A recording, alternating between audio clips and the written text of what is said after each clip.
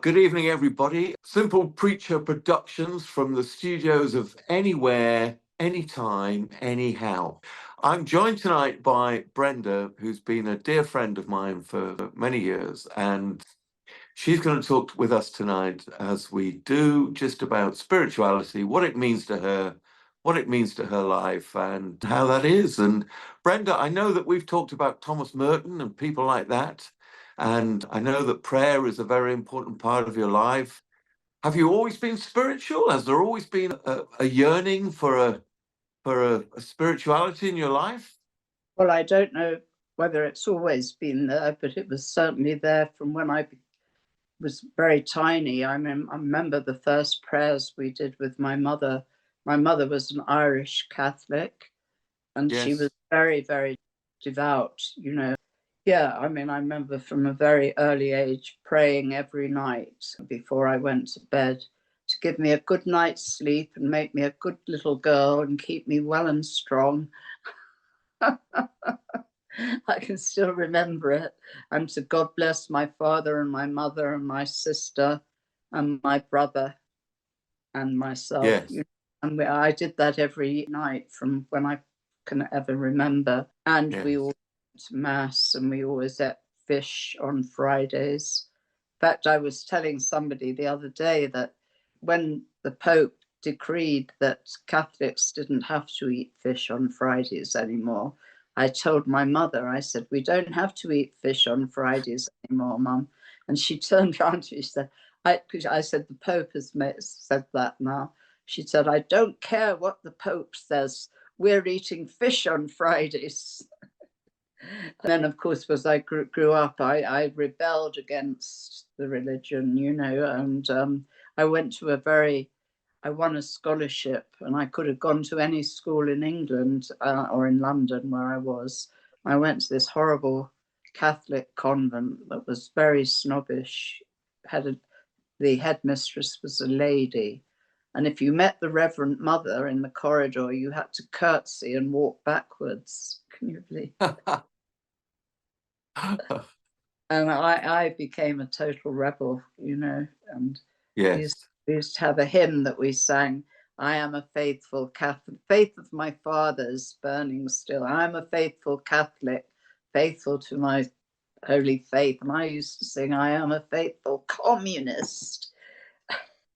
And everybody would hear it. I'd be singing this in the chapel. We had a chapel in the school. No, I find I've reverted again. I do. If I had any religion, it would be Catholic, because that was what I was brought up as. And that's what I feel, that my mother and, that is the religion that I would adhere to.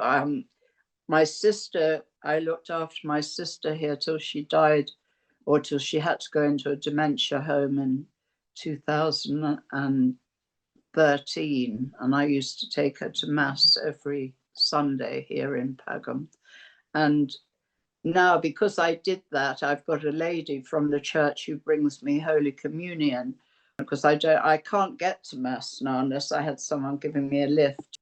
The mass that they used to have here in Pagham on a Sunday is now a Polish mass, because they don't have enough English priests to do it. Anyway, I don't normally go to mass now, but I do get Holy Communion once a week. Yes.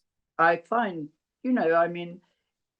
she's a lovely woman, and I just feel, it doesn't do any harm. It's just because I do feel, I'm 81 now, and I've got this neuropathy. My walking is not good. I can't do the things I used to do. I'm not able to drive anymore, and I find that I find myself more and more going into prayer. Really, basically, I found a little medallion type material thing to the Sacred Heart, and I found it because my sister died. I've inherited all this stuff, from rosary, Yes.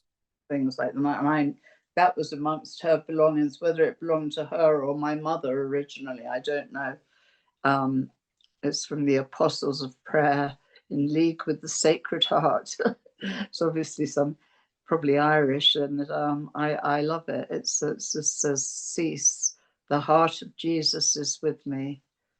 It's all love, love and peace, and Yes. I just like to say that and just stop my mind, because my head is very, very, I can get quite negative, concentrating on what I Yes. can't do anymore, Mm. the fact that my leg went yesterday out on that lovely walk. It's beautiful, beautiful sunny day here yesterday and today. And today I thought it was better this morning, but I went out down to the local shop. I've got a mobility scooter, and my leg started to really hurt. So I've just been resting it now Yes. and see how it will go. Hopefully it will get better. I suppose because of all those things, I've sort of got more thinking of what is going to happen to us all when we die, and I do like Yes. to think that we will all be joined together in some kind of other world. I mean, I did have a very profound spiritual experience, really, because I was using drugs, I was using heroin, and I got septicemia. And septicemia, I had it the first time I had it, I didn't have it that badly, but it's an illness that is like blood poisoning, and you can only get it twice. You don't get it three times. If you get it three Yes. times, you die. But at the second time I got it, it was really, really bad. I was in a coma, and I had that near death experience that people have talked about, of the tunnel, going down Mm. this tunnel with this light at the other end. And this light was just sort of like, that was paradise. It was just so inviting. All I wanted to do was to go into it. But I had my daughter, who's now 56. She was about 6 at the time, and I felt her Yes. pulling me back, and I came back, and that's when I gave up heroin, and I didn't use it anymore because I wanted to live. But I've had Yes. experience which always makes me feel that there is something else, because I've got so many friends now that have got no belief in another world or anything. They just believe this is it. And when this Hmm. is over, that is it. That's our lot. But because of that experience, and I think because of my mother, who I loved dearly, who died when quite young, and I gave her a lot of worry because I ran away. I had a baby that I didn't tell her about, and I ran away to Marrakesh with my baby and Yes. didn't know where I'd gone. And I think my sister at the time said the worry sort of gave her I did come back, and we had a year together before she had a heart attack. And my sister often felt, it was lots of things though. She was brought up very deprived circumstances, one of 14 children in a tiny 2-roomed cottage in Southern Ireland, with Yes. hardly any. And I remember being quite shocked when she told me they only had an egg at Easter, you know. But anyway, I do have a belief today, and I do pray, and I have got this thing about the Sacred Heart. I don't know why. I also have a very vivid memory of quite a few, about 10, 15 years ago. I had a very dear friend living in Spain, in Valencia, and I remember going to the art gallery there, and I always remember there was an oil painting of the Sacred Heart, and it was sort of like really, it was sort of really realistic, and sort of like that has always stayed in my mind. And I don't Yes.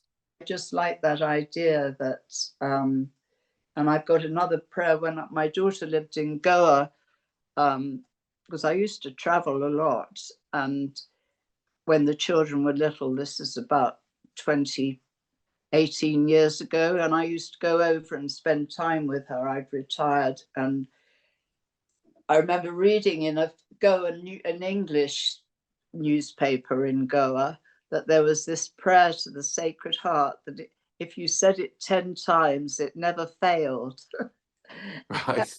And I've been using that prayer. I use it on the grandchildren when my two eldest grandchildren did have a bit of Catholic experience in their life because their parents wanted them to, when they came back to London, they were living in the flat I had, which was in North Kensington, Ladbroke Grove, and all the primary schools that they didn't have the money to send them privately, and all the private schools that were sort of non-denominational or Church of England were very rough, whereas the Catholic school was a little bit above it.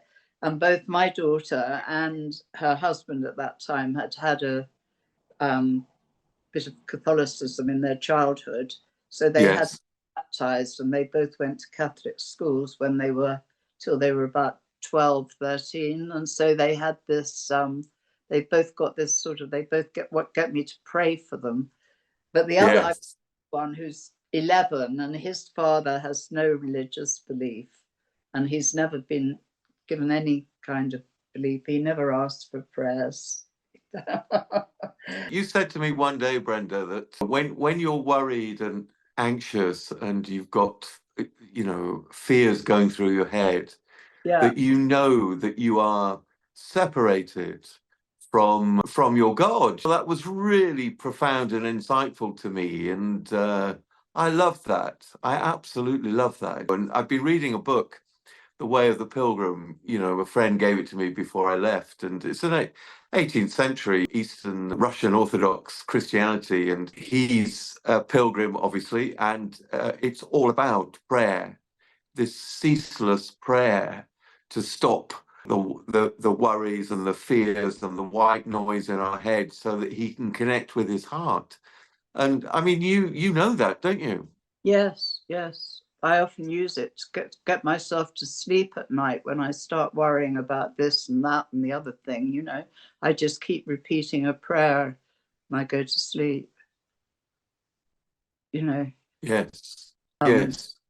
And profound. I mean, I found that really profound when you told me that. And people like Thomas Merton, I know you're an avid reader, and I mean, Thomas Merton is a fantastic guy for me yeah, too. And I love he's a him. beautiful Yeah, man. great, great, Yes, great writer. Fantastic. yes, Yes, no, I've read I read a couple of his books that I really liked, Seven Story Mountain, and I get things on Facebook every so often from the Thomas Merton Society that they've got on that. But yeah, mm, no, he's yes. I mean, died in Thailand, didn't he? Fell over an electric fan. yes. Yeah, very strange circumstances. I'm sure the conspiracy theorists out there would, Yeah, because he had upset a few people, I think, in terms of the sort of organized sort of religion, really. But I yeah, find you, very calm, and I love when you talk about your childhood, and obviously your life hasn't been easy, and it's been difficult in places, I think. And but you've come through all of that, haven't you? And I think that's a testament to your belief system. possibly. But people do come through it without their beliefs. Do you know what I mean? I've got a couple of friends that don't have any kind of belief in an afterworld or a sort of God, or that you're not the same kind of thing. Um, Hmm. I mean, they might say, well, God is love or something, but it's not quite the same as sort of when if you've got, it's having that sort of early indoctrination, isn't it, really? When you're tiny, you have your mind is, and when you love your mother, I had very good parents, in actual fact, both of which had come from very difficult circumstances. And Yes. I mean, my father's mother was an itinerant um, farm worker, and she used to go all over Norfolk with my father. And when she was working in a farm, staying in a lodging, when she owed enough money to the lodging, she'd pack up and go to another farm. Yes. And when I was in Yes. really bad state, my father, he just used to say, oh, well, she takes after my mother. Yes. Yes. And I think, you and I, we've both had similar experiences with, you've spoken about your heroin use, et cetera, and, I've had my troubles with chemicals, et cetera, not for many years now, like you, but I think it's the ability to accept the situation at a deep, profound level. And I think certainly as I've got older, the power of prayer. There was a famous philosopher, Kierkegaard, and he said the function of prayer is not to influence a God, it's to enhance the heart of the person who's praying. And certainly, I found that I've been able to connect and have an understanding of the God of my understanding through prayer. It's been a very important part of my life, as it has with you. Yes. Well, you've changed a lot, because when I first knew you, you didn't really have the belief, did you? You weren't, No. So you've gone. Should we Now. say the Serenity Prayer, Brenda, and just finish off? Should we say the Serenity Prayer? Yes, that would be lovely. I loved the way Oh. we did that with Lorraine when I visited her. That was so nice. Yes. Beautiful. You Okay. lead it. You lead it. You All right. start off, Brenda. Right. Some of them start off, who's in charge? God, give me the serenity to accept the things I cannot change. The courage to change the things I can, and the wisdom to know the difference. Fantastic, Brenda. It's been a real pleasure talking to you tonight. Thank you.